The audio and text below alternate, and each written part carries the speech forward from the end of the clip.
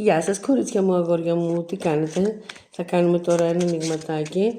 Θα ρωτήσουμε τι συναισθήματα έχει για εσάς το άτομο που σας ενδιαφέρει, πώς νιώθει. Έτσι ένα γρήγορο ανοιγματάκι θα κάνουμε. Τα συναισθήματά του τώρα, αυτή τη στιγμή, πώς νιώθει ο άνθρωπος που σας ενδιαφέρει, ό,τι και να έχει συμβεί, έτσι. Εσείς ξέρετε, ο καθένας ξέρει τη δική του ιστορία. Εγώ απλά ρωτάω πώς αισθάνεται. Είναι γενικό, δεν θέλω να μου στεναχωριέστε, μόνο το προσωπικό απαντάει. Viber, WhatsApp, το τηλέφωνο μου γράφεται και στο προφίλ και σχεδόν σε κάθε βίντεο που ανεβάζω. Viber, WhatsApp και όλα παίρνουν το δρόμο τους. Για να δούμε λίγο εδώ πώς αισθάνεται ο άνθρωπος που σας ενδιαφέρει. Μάλιστα, αναποφασιστικότητα εδώ, διλήμματα, μοναξιά.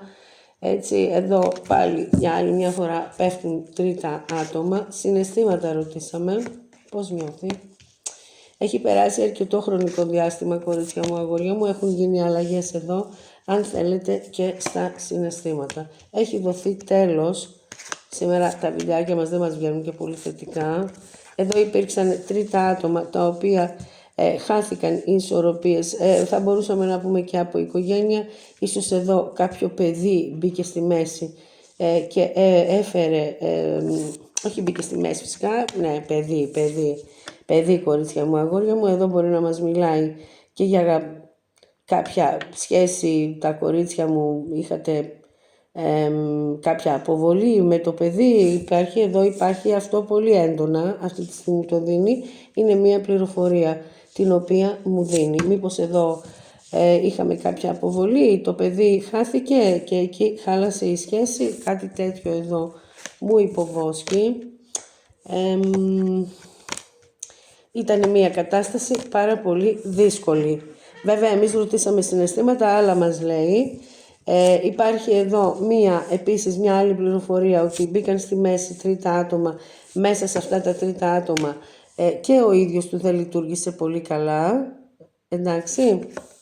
Αυτός φυσικά, πάντα εγώ το λέω, ότι πάντα αυτός επιτρέπει. Μια βαριά σχέση εδώ, μια βαριά κατάσταση η οποία υπήρξε σε αυτή τη σχέση. Για να δούμε, θα περάσει αυτό. Και οικονομικά θέματα, έτσι, εννοείται εδώ, ο ήλιος.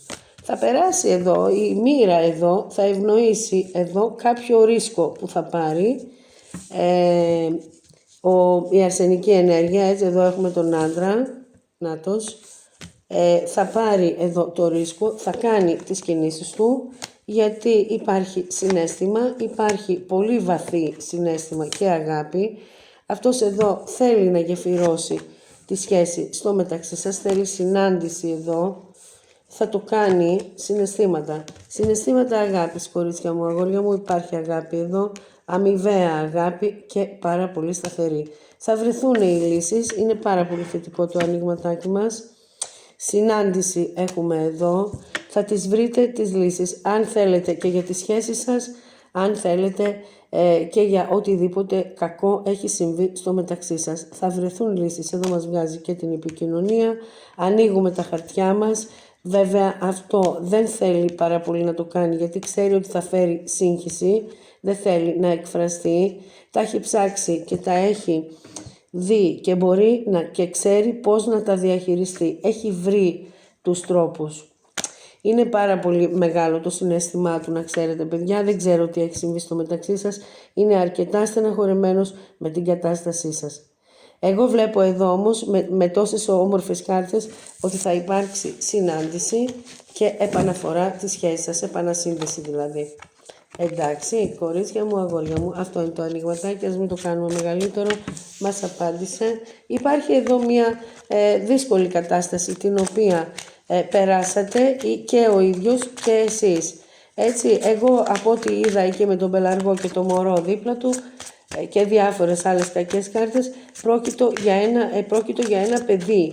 Τώρα παιδί, εγώ το θεωρώ αυτό που σας είπα, εντάξει, δεν θέλω να τα ξαναλέω, δεν μου είναι ευχάριστα να προβλέπω τέτοια πράγματα. Αυτός θα έρθει, εδώ έχουμε τον καβαλάρι, ξανά το λέει εδώ η αγαπημένη μας Lenormand, θα έρθει, θα επιστρέψει για να βρείτε λύσεις στο μεταξύ σας. Κορίτσια μου, αγόρια μου.